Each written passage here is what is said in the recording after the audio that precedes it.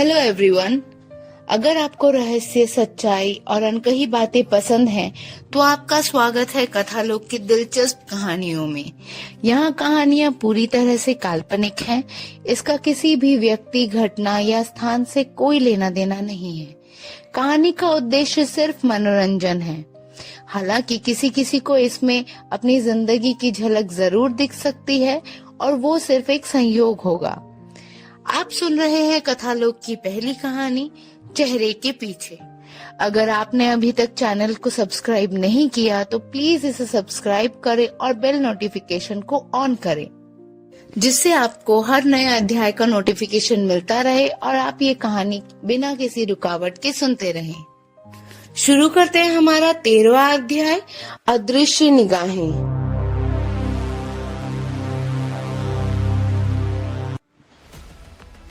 Call काटने के बाद कुछ सेकंड तक मैं स्क्रीन को देखती रही। आरव और समर ने वही देखा था जो देखने के लिए अभी बहुत जल्दी थी। उनके एक्टिविटी लॉग्स ट्रेस हो रहे थे, रुके नहीं थे, बस नोटिस किए जा रहे थे।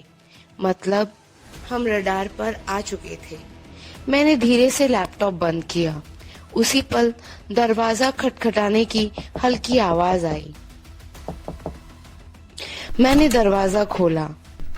ईगल, वो बिना आहट के कमरे के बाहर खड़ा था। मैंने उसे अंदर आने का इशारा किया। उसकी नजर सीधी मेरी स्क्रीन पर गई, फिर मुझ पर। कुछ बदला है?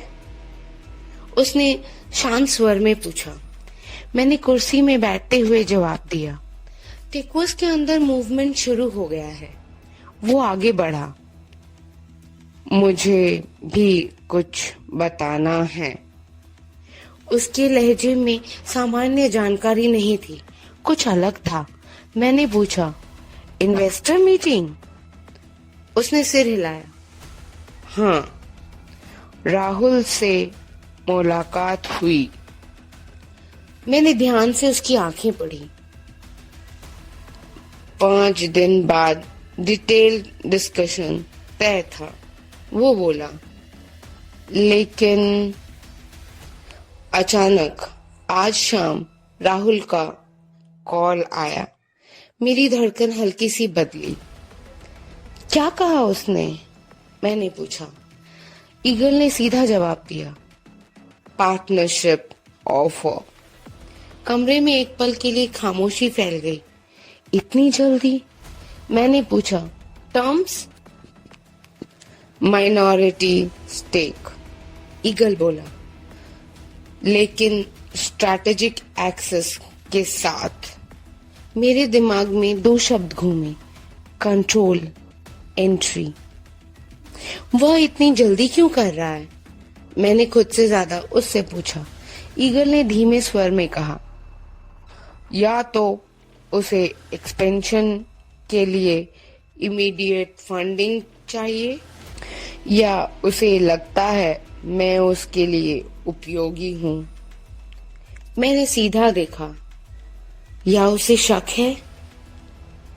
ईगल कुछ सेकंड चुप रहा। नहीं, उसने कहा, अगर शक होता तो ऑफर नहीं आता, बैरियर आता। मैंने सिर झुकाकर सोचा। आरव और समर के लॉग्स मॉनिटर हो रहे हैं। राहुल अचानक पार्टनरशिप पुश कर रहा है।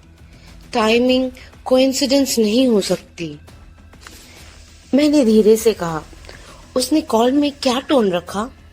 ईगल ने हल्की सी मुस्कान के साथ कहा, friendly, confident, slightly urgent. Urgent? Rahul ने अपना काम शुरू कर दिया है, मैंने मन में कहा, पर कहीं वो मुझसे कुछ छुपा तो नहीं रहा। मीटिंग कब है? मैंने पूछा। कल इनफॉर्मल डिनर डिस्कशन, उसने जवाब दिया। ऑफिशियल साइनिंग 3 दिन बाद। मैंने खिड़की की ओर देखा। खेल बहुत तेजी से बढ़ रहा था। नताशा, ईगल ने कहा, अगर मैं पार्टनरशिप एक्सेप्ट करता हूँ तो मुझे डायरेक्ट बोर्ड एक्सेस मिलेगा। मैंने तुरंत कहा, और उसी एक्सेस के साथ आपको सिस्टम लेयर्स भी दिखेगी। वो मेरी तरफ देखता रहा। तुम खुश नहीं हो? उसने कहा। मैंने धीमे से जवाब दिया, मैं टाइमिंग से खुश नहीं हूं। मतलब राहुल बहुत जल्दबाजी कर रहा है। या तो वो बहुत कॉन्फिडेंट है या बहुत प्रेशर्ड। ईगल ने पूछा, तुम्हारा इंस्टिंक्ट क्या कहता है? मैंने बिना सोचे कहा, फेस चेंज हो चुका है। वह रुका। और क्या तुम इस फेज के लिए तैयार हो? मैंने उसकी आंखों में देखा। मैं पहले से ही हूं। कुछ सेकंड की खामोशी, फिर उसने धीरे से पूछा, तुम्हें नहीं लगता ये ऑफर तुम्हारी वजह से आया है? मैंने सीधा जवाब नहीं दिया, बस कह दिया, अगर ऐसा है तो खेल और खतरनाक है। कमरे में कुछ पल की खामोशी थी। ईगल दरवाजे की ओर बढ़ने से पहले बोला, राहुल को अंदाजा है कि तुम कितनी दूर तक सोचती हो? मैंने हल्की मुस्कान के साथ कहा, उसे सिर्फ वही पता है जो उसे जानना चाहिए।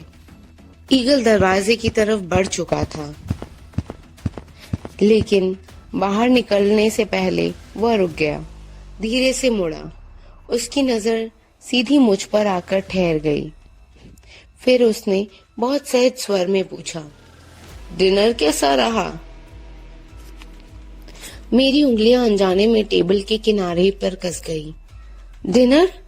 मैंने दोहराया, जैसे सवाल समझने में एक पल लग गया हो। राहुल के साथ? उसने बिना पलक झपकाए कहा। मैंने चेहरे पर कोई भाव नहीं आने दिया। अच्छा था, मैंने हल्की मुस्कान के साथ कहा। नॉर्मल? वह कुछ कदम मेरी तरफ बढ़ा। नॉर्मल? उसने शब्द दोहराया। तुम्हारी दुनिया में नॉर्मल बहुत कम होता है। मैंने जवाब नहीं दिया।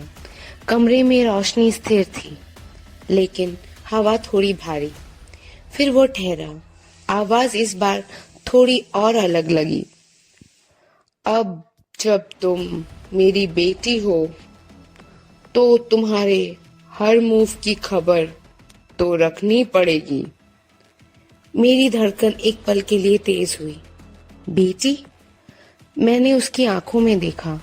वो मुस्कुरा नहीं रहा था, लेकिन उसकी आवाज में हल्की सी गर्माहट थी और शायद चेतावनी। मैंने धीरे से पूछा, इतनी खबर रखना जरूरी है? वो बहुत शांत स्वर में बोला, जरूरी नहीं, आदत है। फिर उसने जैसे कैजुअली जोड़ दिया, वैसे डैड बोलने की आदत डाल लो। कमरे में एक अजीब सी खामोशी उतर आई। मैं कुछ सेकंड तक उसे देखती रही। डैड? ये सिर्फ किरदार का हिस्सा था या कुछ और? मैंने हल्की सी मुस्कान दी। मैंने कहा, ठीक है डैड। उसने सिर हिलाया, जैसे कोई औपचारिक समझौता तय हो गया हो। फिर वो मुड़ा, दरवाजा खोला और बिना पीछे देखे बाहर चला गया। दरवाजा बंद हो चुका था। कमरे में फिर वही सन्नाटा था, लेकिन इस बार सन्नाटा खाली नहीं था। मैंने धीरे से टैब बंद किया। स्क्रीन अंधेरी हो गई, लेकिन दिमाग में जो रोशनी जली थी वह बुझने वाली नहीं थी। अब जब तुम मेरी बेटी हो तो तुम्हारे हर मूव की खबर रखनी पड़ेगी। ईगल की आवाज अभी भी मेरे कानों में गूंज रही थी। ये सिर्फ एक डायलॉग नहीं था, ये एक घोषणा थी। मैं खिड़की के पास जाकर खड़ी हो गई। नीचे शहर की लाइट्स थी, चमकती हुई बेखबर। किसी को पता नहीं था कि इस शहर की सबसे सुरक्षित दिखने वाली दीवारों के पीछे कितनी निगाहें जाग रही हैं। टेकवर्स, राहुल, ईगल और अब शायद कोई और भी। मैंने अपने फोन की स्क्रीन आखिरी बार देखी। कोई नया मैसेज नहीं, कोई कॉल नहीं, लेकिन एहसास साफ था, मुझे देखा जा रहा था। सवाल ये नहीं था कि कौन, सवाल ये था कब से। मैंने धीरे से लाइट ऑफ कर दिया। अंधेरा कमरे में फैल गया और उसी अंधेरे में मैंने खुद से एक वादा किया, अगर कोई मेरी निगरानी कर रहा है तो उसे कभी नहीं पता चलेगा कि असली खेल किसके हाथ में है, क्योंकि इस बार निगरानी सिर्फ सिस्टम नहीं कर रहा, मैं भी कर रही हूँ।